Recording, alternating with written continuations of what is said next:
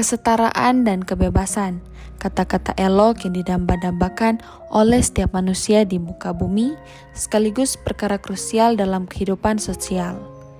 Kesetaraan dan kebebasan dijadikan pokok inti dalam pembahasan hak asasi manusia. Hak asasi manusia sendiri merupakan suatu kepemilikan dari setiap individu-individu semenjak dilahirkan.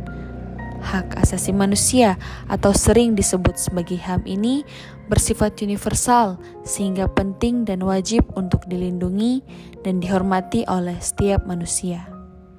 Berbicara soal melindungi dan menghormati, terbesit pertanyaan, apakah pengimplementasian kedua hal tadi pada kehidupan bersosial dalam masyarakat internasional telah terrealisasikan sesuai kewajiban yang harus ditaati? Mengambil kasus yang menimpa etnis Rohingya di Myanmar, di mana pada kasus ini para penduduk dengan etnis Rohingya mengalami pelanggaran hak asasi manusia seperti kekerasan fisik, seksual, penghancuran barang-barang berharga, diskriminasi agama, hingga pengusiran dari pemerintah Myanmar dan sebagian dari masyarakat Rakhine lainnya. Rohingya ini merupakan salah satu etnis yang menduduki negara bagian Rakhine Myanmar Utara dengan latar belakang agama Islam. Konflik ini terjadi karena adanya perbedaan yang dimana pemeluk agama Buddha merupakan kaum mayoritas dan pemeluk agama Islam menjadi kaum minoritas yang tak lain adalah etnis Rohingya yang telah menjadi korban dari berbagai bentuk diskriminasi yang telah disebutkan tadi.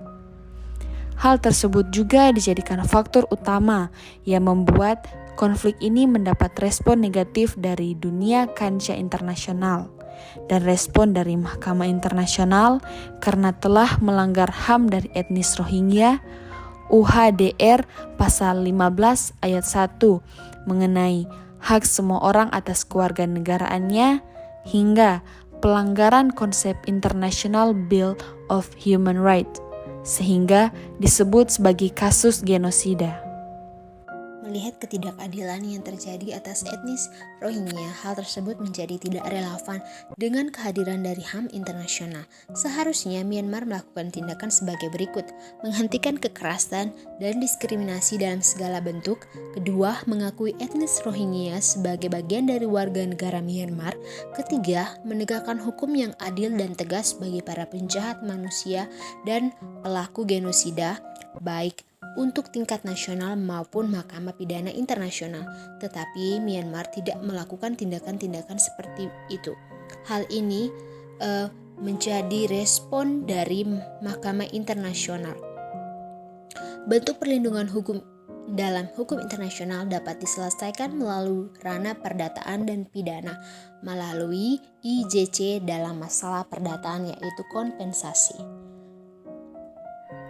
Myanmar mendapatkan sanksi dari Mahkamah Internasional berupa hukum penjara, yaitu hukum penjara bisa saja 30 tahun ataupun seumur hidup tergantung beratnya kejahatan dari para pelaku.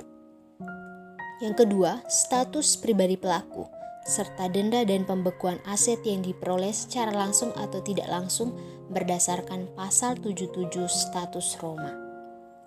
Kesimpulan, perlindungan bagi kaum etnis Rohingya berdasarkan hukum internasional secara umum sudah diatur dalam instrumen-instrumen internasional seperti Deklarasi Universal Hak Asasi Manusia, Konvenan Internasional tentang Hak Sipil dan Politik 1966, Konvenan Internasional tentang Hak Ekonomi, Sosial dan Budaya, Konvensi Genosida, Konvensi Internasional tentang penghapusan semua bentuk diskriminasi rasial 1965, Konvensi penghapusan segala bentuk diskriminasi terhadap perempuan, Konvensi hak anak. Maka dari itu, ayo kita sama-sama bergandeng tangan dalam memperjuangkan keadilan, kebebasan, serta bersama-sama mewujudkan suasana demokrasi yang melindungi dan menghormati hak asasi setiap orang.